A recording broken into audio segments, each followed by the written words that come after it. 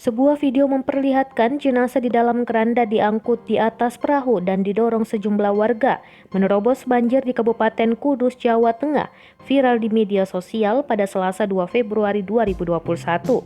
Kepala Pelaksana Badan Penanggulangan Bencana Daerah atau BPBD, Kudus Budi Waluyo mengatakan jenazah tersebut merupakan Sobia 75 tahun, warga desa Kedungdowo, Kecamatan Kaliwungu, Kudus. Dari laporan yang diterima BPBD Kudus, Sobia meninggal dunia sekitar pukul 6 waktu Indonesia Barat akibat sakit karena faktor usia. Ketika itu, Sobia meninggal dunia saat berada di rumah anaknya di desa Setro Kalangan, Kecamatan Kaliwungu, Kudus.